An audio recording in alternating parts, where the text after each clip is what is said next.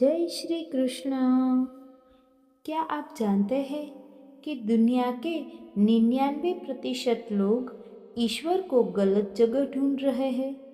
लोग उन्हें खोजने की कोशिश तो करते हैं, लेकिन उन्हें पाने का तरीका नहीं जानते।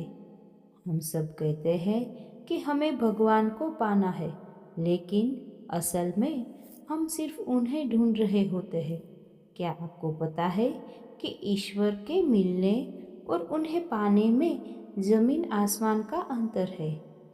अक्सर हम दुखों में ईश्वर को बाहर तलाशते हैं, पर सच तो ये है कि वो बाहर कहीं नहीं मिलेंगे।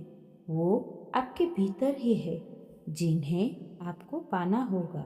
ईश्वर को मिल जाना और ईश्वर को पा लेना, इन दोनों में क्या अंतर है? सुनने में ये एक जैसे लगते हैं, लेकिन इनके बीच का अंतर ही आपकी पूरी आध्यात्मिक यात्रा को बदल सकता है। ईश्वर का मिलना एक बाहरी खोज है।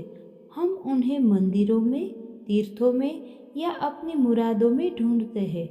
यहाँ मैं अलग हूँ और ईश्वर अलग है। ये वैसा ही है जैसे अंधेरे में एक पल के लिए बिजली का चमकना।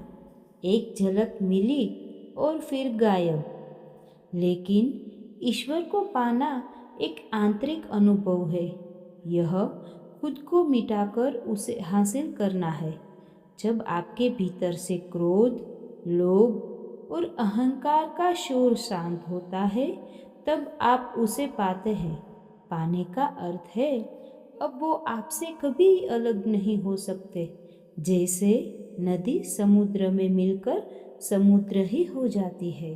याद रखिए, जब तक आप बाहर ढूंढ रहे हैं, आप सिर्फ मिलने की उम्मीद कर रहे हैं। जिस दिन आप भीतर मुड़ गए, आप उन्हें पालेंगे, क्योंकि वो आपसे दूर नहीं, आपके ही भीतर मौन में विराजते हैं। ईश्वर को पाना एक आंतरिक रूपांतरण है। यह कोई घटना नहीं, बल्कि एक अवस्था है। ईश्वर को पाने का अर्थ है खुद को उनके स्वरूप में खो देना। यहाँ भक्त और भगवान के बीच की दूरी खत्म हो जाती है। जब आप ईश्वर को पा लेते हैं, तो वह आपसे कभी अलग नहीं होते। यह आत्म साक्षात्कार की स्थिति है। ईश्वर को पाने के बाद इंसान का स्वभाव बदल जाता है। उसके भीतर शांति, करुणा और प्रेम स्थायी रूप से बस जाते हैं। ईश्वर का मिलना एक शुरुआत हो सकती है, लेकिन ईश्वर को पाना ही जीवन का असली लक्ष्य है। नरसिंह मेहता या कबीर जैसे संतों ने ईश्वर को पाया था। उन्होंने उन्हें बाहर नहीं, बल्कि अपने भीतर महसूस किया।